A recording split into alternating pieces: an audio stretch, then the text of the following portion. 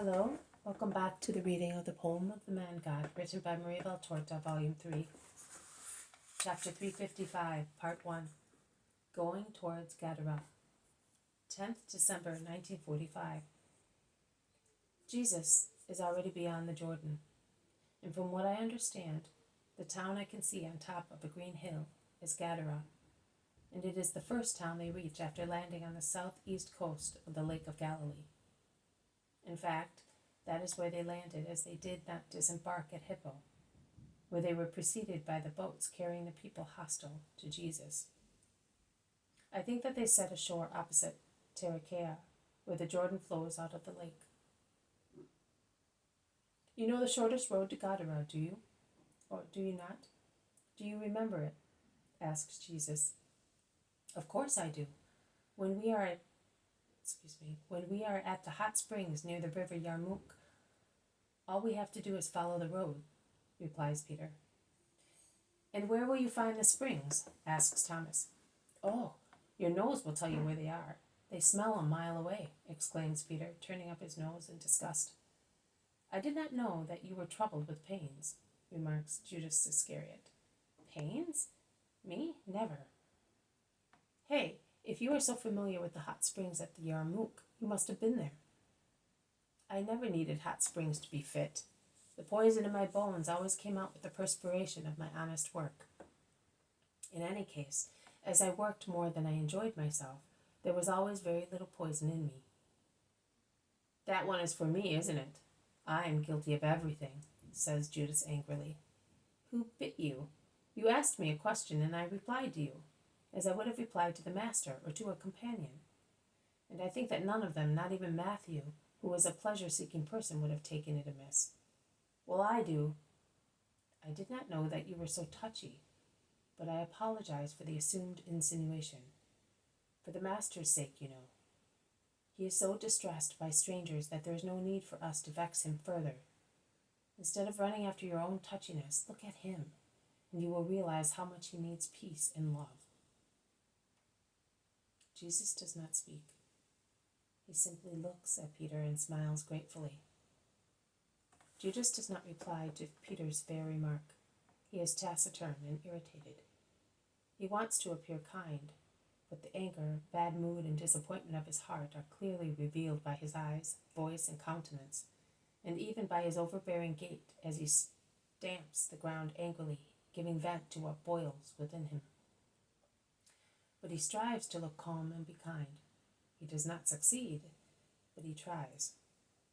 He asks Peter, Well then, how do you know these places? Perhaps you have been here for your wife? No, we passed here when in the month of Ethanim we came to Haran with the master. I took his mother and the women disciples to Chusa's estate. Coming via Basra, we passed by here, replies Peter sincerely and wisely. Were you alone? Asks Judas ironically. Why?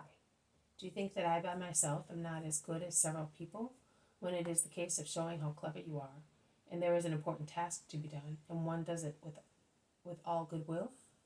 Oh, how proud you are. I would have loved to see you. You would have seen a grave man accompanying holy women. But were you really alone? Asks Judas with the true attitude of an inquisitor. I was with the Lord's brothers. Ah, you are beginning to make admissions, and you are beginning to get on my nerves. Can you tell me what is the matter with you?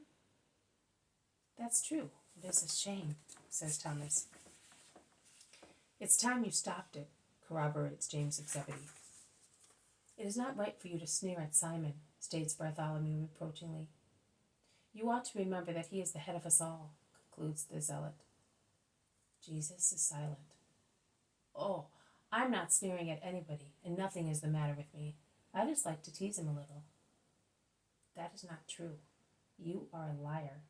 You ask sly questions because you want to arrive at some conclusion.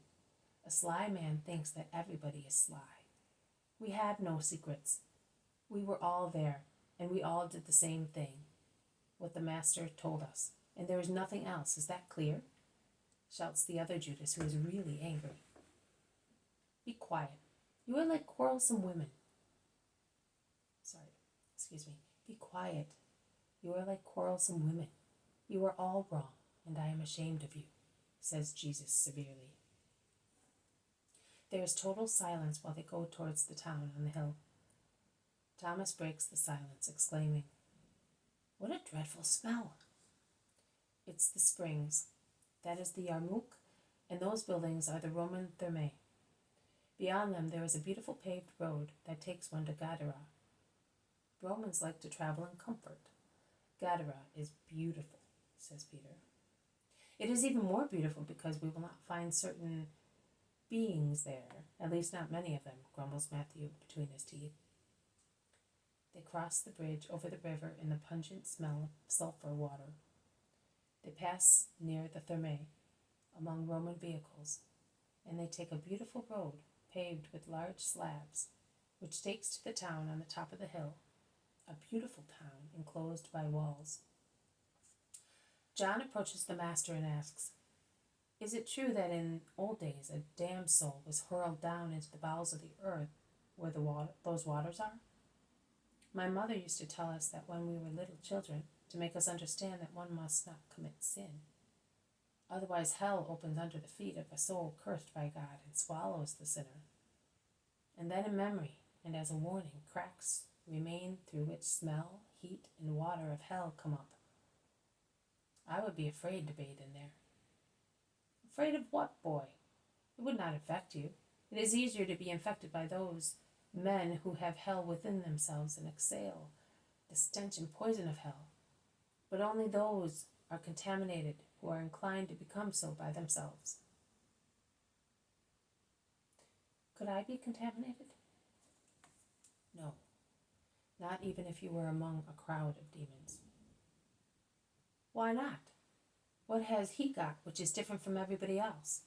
asks Judas of Kerioth at once. "He is pure in every way, and thus he can see God," replies Jesus.